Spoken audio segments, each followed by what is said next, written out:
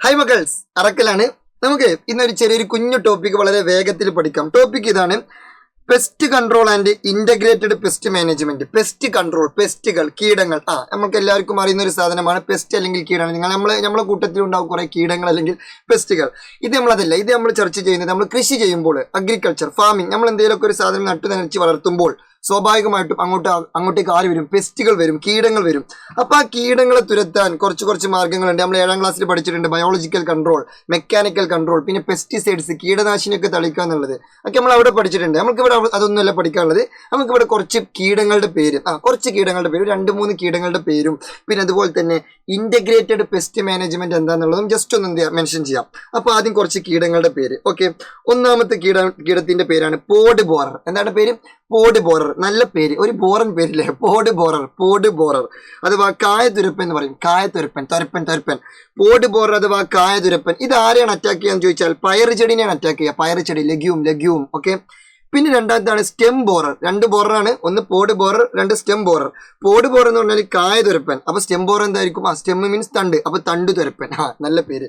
തണ്ടുതുരപ്പൻ ആരെയാണ് അറ്റാക്ക് ചെയ്യാന്ന് ചോദിച്ചാൽ വഴുതനെ അഥവാ ബ്രിഞ്ചാളിനെയാണ് അറ്റാക്ക് ചെയ്യുക. വഴുതന അഥവാ ബ്രിഞ്ചൽ. ഓക്കെ, പിന്നെ ഒന്നും കൂടി ഉണ്ട്, ലീഫ് റോളിംഗ് കാറ്റർപില്ലർ അഥവാ ഇല ചുരുട്ടിപ്പുഴു. ലീഫ് റോളിംഗ് കാറ്റർപില്ലർ എന്നൊക്കെ പറയുമ്പോഴത്തേന് ലീഫ് ഇല ചുരുട്ടിപ്പുഴു.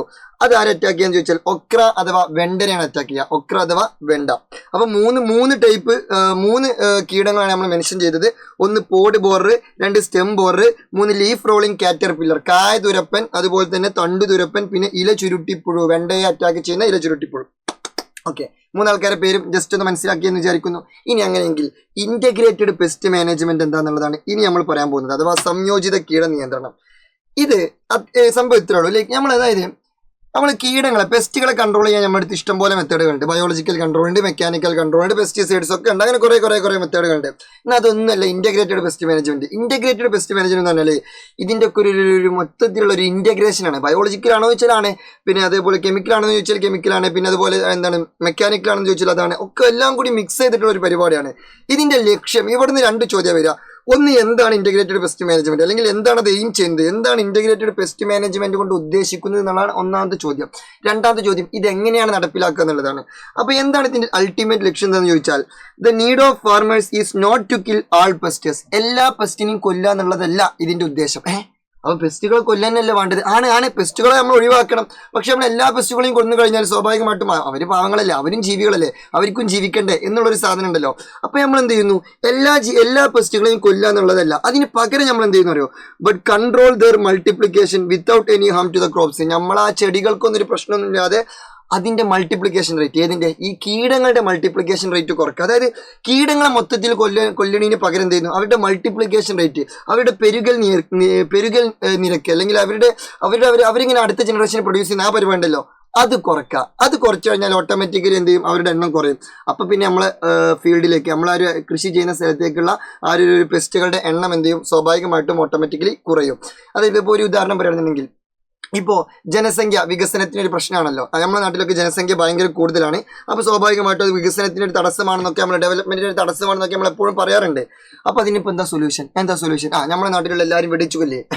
ഇപ്പോൾ ഇന്ത്യയിൽ ഇഷ്ടംപോലെ ആൾക്കാരുണ്ട്. എന്ത് ചെയ്യാം? ഒരു കാര്യം ചെയ്യാം, എല്ലാവരും ഒരു തോക്കെടുത്ത് വെടിച്ചിങ്ങനെ കൊല്ലാം. അങ്ങനെ പറ്റുമോ? ഇല്ല. അതിന് പകരം നമ്മൾ എന്ത് ചെയ്യുന്നു? അവരുടെ മൾട്ടിപ്ലിക്കേഷൻ റേറ്റ് കൺട്രോൾ ചെയ്യുന്നു. അതായത് ജനസംഖ്യ കൂടാൻ കാരണമായുള്ള കുറേ സംഭവങ്ങളുണ്ടല്ലോ, അത് എന്ത് ചെയ്യുന്ന? അത് കുറക്കുക. അതായത് ഇപ്പോൾ ഫോർ എക്സാമ്പിൾ 4 കുട്ടികളുണ്ടാവുന്നതിന് പകരം 2 കുട്ടികളൊക്കെ ഉണ്ടാക്കുക. ആ രീതിയിൽ എന്ത് ചെയ്യുക? കാര്യങ്ങൾ എന്ത് ചെയ്യുക? ആ രീതിയിലേക്ക് മാറ്റുക. ഇത് തന്നെയാണ് ഇവിടെ നടക്കുന്നത് ഇന്റഗ്രേറ്റഡ് പെസ്റ്റ് മാനേജ്മെന്റിൽ. അതായത് എല്ലാ പെസ്റ്റിനെയും കൊല്ലാതെ പകരം അവരുടെ മൾട്ടിപ്ലിക്കേഷൻ റേറ്റ് എന്ത് ചെയ്യുന്നു? കൺട്രോൾ ചെയ്യുന്നു. ഇതാണ് ഇന്റഗ്രേറ്റഡ് പെസ്റ്റ് മാനേജ്മെന്റിന്റെ അൾട്ടിമേറ്റ് എയിം. ഇനി ഇത് എങ്ങനെ സാധിക്കും എന്ന് ചോദിച്ചാൽ, എങ്ങനെ ഇപ്പൊ മൾട്ടിപ്ലിക്കേഷൻ റേറ്റ് കുറക്കാന്ന് ചോദിച്ചാൽ അതിന് മൂന്ന് രീതികളുണ്ട്. ഒന്നാമത്തെ രീതി എന്താണെന്ന് വെച്ചാൽ നെറ്റും ട്രാപ്പും യൂസ് ചെയ്യുക. നെറ്റും ട്രാപ്പും, അതായത് വലകളും കെണികളും ഉപയോഗിക്കുക. വലകളും കെണികളൊക്കെ ഉപയോഗിച്ചിട്ട് എന്ത് ചെയ്യുക? ഈ കീടങ്ങളെ മൊത്തത്തിൽ എന്ത് ചെയ്യുക? ട്രാപ്പ് ആക്കാം. എന്നിട്ട് ട്രാപ്പ് ആക്കിയിട്ട് ഐറ്റങ്ങൾ എന്ത് ചെയ്യുക? അവിടുന്ന് റീപ്ലേസ് ചെയ്ത് ഒഴിവാക്കുക. അതൊരു മെത്തേഡാണ്. രണ്ടാമത്തേത് യൂട്ടിലൈസിങ് ഫ്രണ്ട്ലി പെസ്റ്റുകൾ ഉപയോഗിക്കുക. മിത്ര കീടങ്ങൾ ഉപയോഗിക്കുക. ഇപ്പോൾ ഒരു ഉദാഹരണം പറയുന്നുണ്ടെങ്കിൽ, നമ്മളിപ്പോൾ ഒരു കൃഷി ചെയ്യുന്ന സ്ഥലത്ത് ഇഷ്ടംപോലെ ആ ചെറിയ കുഞ്ഞു പെസ്റ്റുകളുണ്ട്. അപ്പോൾ ആ പെസ്റ്റുകളെ തിന്നുന്ന ഒരാളാണ് തവള എന്ന് വിചാരിക്കുക. അപ്പോൾ നമ്മൾ എന്ത് ചെയ്യുന്നു? നമ്മുടെ ആ ഒരു കൃഷിയിടത്തിലേക്ക് തവളനെ കുറച്ച് തവളനെ ഇറക്കുമതി ചെയ്യാം. എന്നിട്ട് കുറച്ച് തവളനെ അവിടെ ഇവിടെയൊക്കെ എന്ത് ചെയ്യുക? പ്ലേസ് ചെയ്യുക. അപ്പോൾ സ്വാഭാവികമായിട്ടും ഈ കീടങ്ങൾ ഇങ്ങനെ വരുമ്പോൾ അതിന് ആര് തിന്നോളും? ഈ തവളകൾ തിന്നോളും. അപ്പോൾ നമ്മളവരെ കൊന്നോ? ഇല്ല. പക്ഷെ തവളകൾ എന്ത് ചെയ്യുന്നു, അവരെ ഭക്ഷിക്കും. അപ്പൊ തവളകളെ കൊല്ലല്ല, തവളകളെ ഭക്ഷിക്കുകയാണ് ചെയ്യുന്നത്. അതിന് ഒരു ഫുഡ് ചെയിൻ അല്ലെങ്കിൽ ഫുഡ് സൈക്കിൾ ആ ഒരു സംഭവത്തിന്റെ ഭാഗമായിട്ട് അത് അങ്ങനെ പോയിക്കോളും. അപ്പൊ ആ രീതിയിൽ നമ്മൾ ഫ്രണ്ട്ലി പെസ്റ്റേഴ്സുകൾ മിത്ര കീടങ്ങളെ വെച്ചിട്ട് എന്ത് ചെയ്യുന്നു, നമ്മൾ ഇവരുടെ പെരുകൽ നിരക്ക് അല്ലെങ്കിൽ ഇവരുടെ ആ ഒരു കൗണ്ട് നമ്മൾ എന്ത് ചെയ്യുന്നു, കുറക്കുന്നു. അത് വേറൊരു മെത്തേഡാണ്. പിന്നെ അതുപോലെ തന്നെ use of resistant varieties of seeds. നല്ല റെസിസ്റ്റന്റ് വെറൈറ്റി, റെസിസ്റ്റന്റ് എന്ന് പറഞ്ഞാൽ പ്രതിരോധം, നല്ല പ്രതിരോധ കപ്പാസിറ്റി ഉള്ള കീടബാധ ചെറുക്കാൻ കഴിവുള്ള കുറച്ച് വിത്തിനങ്ങൾ ഉപയോഗിക്കുക. Use of resistant varieties of seeds. Resistant varieties, കീടങ്ങൾ ഇങ്ങനെ വന്നു കഴിഞ്ഞാൽ ആ കീടങ്ങൾ ഇങ്ങനെ ഡിഫെൻഡ് ചെയ്യാൻ കഴിവുള്ള കുറച്ച് വെറൈറ്റീസ് ഓഫ് സീഡ്സ് എന്ത് ചെയ്യുക, ഉപയോഗിക്കുക ഫോർ ഫാമിങ്ങിന് വേണ്ടിയിട്ട്. അതുകൊണ്ടുള്ള മെച്ചം എന്താണെന്ന് ചോദിച്ചാൽ, നമ്മൾ ഏതെങ്കിലും ഒരു പൊട്ട സീഡ് കുഴിച്ചിട്ടോ അതിന് റെസിസ്റ്റ് ചെയ്യാനുള്ള കഴിവൊന്നുമില്ല കീടങ്ങൾ വന്നാൽ. അപ്പോൾ സ്വാഭാവികമായിട്ടും കീടങ്ങൾ അറ്റാക്ക് ചെയ്യും, പ്രശ്നമാണ്. ഈ റെസിസ്റ്റൻസ്, ഈ കീടങ്ങളൊക്കെ റെസിസ്റ്റൻസ് ചെയ്യാൻ കഴിവുള്ള വിത്തുകൾ ഉപയോഗിച്ച് കഴിഞ്ഞാലുള്ള മെച്ചം എന്താണെന്ന് ചോദിച്ചാൽ, ഇനി ഇൻ കേസ് കീടങ്ങൾ വന്നു എന്ന് കരുതിയിട്ട് നമുക്ക് എന്തെങ്കിലും പ്രശ്നമുണ്ടോ? ഒരു പ്രശ്നമില്ല. കാരണം അതിനൊക്കെ ഡിഫെൻഡ് ചെയ്യാൻ ആർക്ക് കഴിയും? ഈ വിത്തിന് കഴിയും. അപ്പോൾ സ്വാഭാവികമായിട്ട് ഇവർ വന്നാലും കുഴപ്പമില്ല, വന്നില്ലെങ്കിലും കുഴപ്പമില്ല. അപ്പോൾ നമുക്ക് പ്രത്യേകിച്ച് പ്രശ്നങ്ങളൊന്നുമില്ല. അപ്പോൾ ആ രീതിയിൽ അപ്പോൾ അവിടെ നമ്മൾ കീടങ്ങൾ കൊല്ലുന്നുണ്ടോ? ഇല്ല. കാരണം കീടങ്ങൾ അവർക്ക് വേണ്ട എടുത്തുകൊണ്ട് പോകും. പക്ഷെ അതെന്ത് ചെയ്യുന്നില്ല, ഈ ചെടിനെ ബാധിക്കുന്നില്ല. കാരണം ചെടിക്ക് ഈ കീടങ്ങളെ പ്രതിരോധിക്കാനുള്ള കഴിവുണ്ട്. നേരെ മറിച്ച് അങ്ങനെയല്ല. നേരെ മറിച്ച് ഈ ചെടിക്ക് കീടങ്ങളെ പ്രതിരോധിക്കാനുള്ള കഴിവില്ലെങ്കിൽ കീടങ്ങൾ വന്നത് അറ്റാക്ക് ചെയ്ത് കൊണ്ട് പോയി കഴിഞ്ഞാൽ സ്വാഭാവികമായിട്ട് നമ്മളെ കൃഷിയെ ബാധിക്കും. ഇതൊന്നും പ്രശ്നമില്ല. അങ്ങനെ ഇത്തരത്തിൽ ഈ ഒരു മെത്തേഡുകൾ യൂസ് ചെയ്യുക. ഏത് ഇപ്പോൾ റെസിസ്റ്റന്റ് വെറൈറ്റീസ് ഓഫ് സീഡ്സ് ഉപയോഗിക്കുക, ഫ്രണ്ട്ലി പെസ്റ്റുകൾ ഉപയോഗിക്കുക, നെറ്റും ട്രാപ്പും ഉപയോഗിക്കുക. ഇങ്ങനെയുള്ള സാധനങ്ങളൊക്കെ ഉപയോഗിച്ച് കഴിഞ്ഞാൽ നമുക്ക് ഇൻ്റഗ്രേറ്റഡ് പെസ്റ്റ് മാനേജ്മെന്റ് വളരെ എഫക്റ്റീവായിട്ട്, അടിപൊളിയായിട്ട്, സുന്ദരമായിട്ട്, റൊമാൻറ്റിക് ആയിട്ട് എന്ത് ചെയ്യാം, മുന്നോട്ട് കൊണ്ടുപോകാൻ പറ്റും. ഓക്കെ ആണല്ലോ. അപ്പോൾ ഇതാണ് ഇൻ്റഗ്രേറ്റഡ് പെസ്റ്റ് മാനേജ്മെന്റ്. പിന്നെ കീടങ്ങൾ ഓൾറെഡി നമ്മൾ മെൻഷൻ ചെയ്തു. പോഡ് ബോറർ, സ്റ്റെം ബോറർ, പിന്നെ ലീഫ് റോളിംഗ് കാറ്റർപില്ലർ. ഓക്കെ, അത് ആരൊക്കെയാണ് ബാധിക്കുക എന്നുള്ളത് നമ്മൾ ജസ്റ്റ് മെൻഷൻ ചെയ്തു. അങ്ങനെയെങ്കിൽ ലീഫ് റോളിംഗ് കാറ്റർപില്ലർ ആരെയാണ് എഫക്റ്റ് ചെയ്യുക, ഏത് ചെടിയാണ് എഫക്റ്റ് ചെയ്യുക എന്നുള്ളത് നിങ്ങൾ ജസ്റ്റ് ഒന്ന് എന്ത് ചെയ്യണം, ജസ്റ്റ് ഒന്ന് കമൻറ്റ് ചെയ്യണം കേട്ടോ, കമൻറ്റ് ചെയ്യണം. ഓക്കെ, ഇല ചുരുട്ടിപ്പോഴും ഏത് ചെടിയാണ് ബാധിക്കുക എന്നുള്ളത് ജസ്റ്റ് ഒന്ന് കമൻറ്റ് ചെയ്യുക.